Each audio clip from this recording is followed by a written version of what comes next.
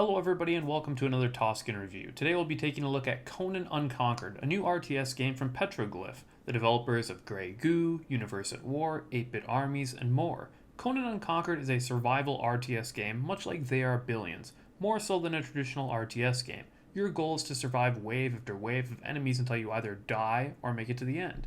Much like They Are Billions, Conan Unconquered is about balancing expansion with defense. Expanding too fast can leave you vulnerable to attacks, while moving too slowly can deprive you of the necessary resources to succeed. What makes Conan different is not only the setting of the Conan world, but also several different gameplay mechanics. Each game of Conan will give you a hero unit. You can choose one of 4, and there's different things from mages, archers, melee characters. Each character has special abilities like Conan's AoE attack where he swings his sword in a circle, or Belette, the archer who can shoot a massive amount of arrows in an area dealing AoE damage. I really like the hero mechanic because it gives you something more to do in combat compared to say They Are Billions, which is another game that's very similar. But I do wish the heroes had just a bit more depth to them. I feel like they really could have modeled them more after Warcraft 3. Each hero gets one special ability, which can be used after your hero levels up to veterancy. You can also kill bosses around the map to loot artifacts, which can be used to get different abilities as well to your characters, but it's more so a late game thing. So as a result, the beginning and the mid game kind of feel like you just don't have a whole lot you can really do with your character, which is kind of a bit of a bummer, and it's kind of the same problem I had with They Are Billions, where sometimes it just feels like there's just not enough to do with your army. However, this is kind of worse in this game because you can oftentimes just have swordsmen to tank in front of your army, or if you have Conan the hero, so there's just nothing you can really do. There's no splitting or micro you can really add to get extra mileage out of your units, and so it can be kind of boring sometimes as a result. I also felt like the balance between the heroes was pretty lacking. Some of them are significantly better than others. Conan Unconquered is also a much smaller game.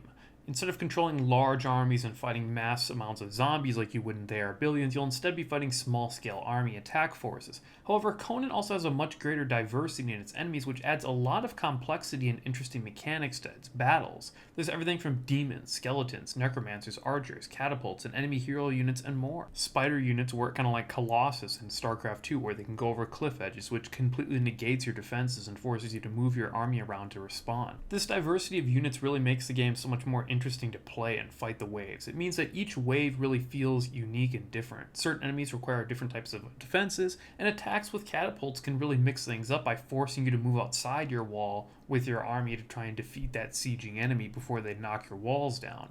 They've also added some interesting mechanics with things like poison and disease. Some enemies can poison or disease your people, which will require you to try and heal them. You can have certain units that can do it, or you can just plant certain structures. There's also some enemies that can light your buildings on fire, so you have to run your characters around trying to pour water on them to put it out. It's just interesting ways to make it a little bit more engaging and exciting to play. The defensive lineup is decent with a wide mix of defenses like burning oils to pour on melee troops, fire arrows which will upgrade your archers so they shoot fire out to burn enemies, ballista towers, catapults, and more. I do wish there was a little bit more uniqueness though among your own army troops. It's a pretty standard RTS lineup with swordsmen, pikemen, archery, javelin, mage, cavalry, which is just run-of-the-mill RTS. The pace of play is unfortunately slower than I'd like. It takes a really long time for things to get going, which is kind of a problem in other games like They Are Billions as well, but it's worse in this game due to the upkeep system. Everything from defenses to units requires upkeep costs, which if you're not careful can send your economy going negative in costs. It's just not a fun system because it actively punishes you as you grow larger by putting an artificial cap on your progress.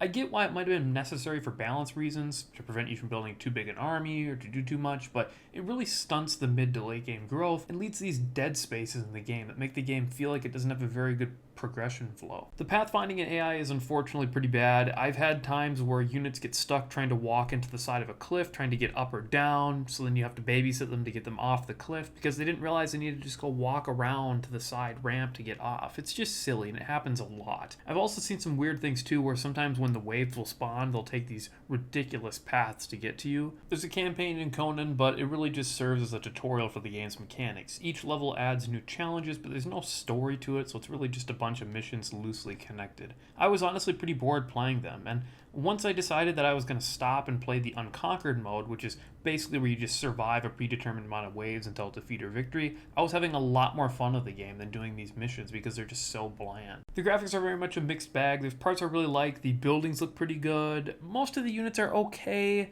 It is a bit budget feel, but it's okay. The game only costs like $20. There's some parts I really love, like for example, when enemies die, they explode into a pile of bones and leave a pile of corpses. It's incredibly satisfying, adds a great mark onto the world. The terrain looks terrible though. They look kind of like height map generations on cliffs. It's ridiculous. The swinging of combat animations for the swordsman is super over the top and stupid looking, and javelins when they throw are just the slowest javelins I've ever seen in my life. It's ridiculous. Overall, Conan Unconquered is a fun but flawed RTS survival game. It has parts that I really love, like the heroes, the varied enemy lineup that creates interesting gameplay and variations on the formula of survival RTS, but it also drops the ball massively in some areas, like AI pathfinding, slow gameplay, bugs, the upkeep system, and more. If you love games like They Are Billions and others in the survival RTS genre, then this might be a fun experience to mix things up, but I'd suggest getting this game on sale. It's not really worth, at the full price, paying a premium because this game is just very average. If I had to rate it, I would give it a 6 out of 10 because it's just very bland. It's nothing that really sticks out amazingly well compared to its competitors. There is parts that I feel like could be really amazing, like the heroes, and certain things like that could be expanded upon that could really make the game so much more exciting, but it's just missing the mark in so many areas.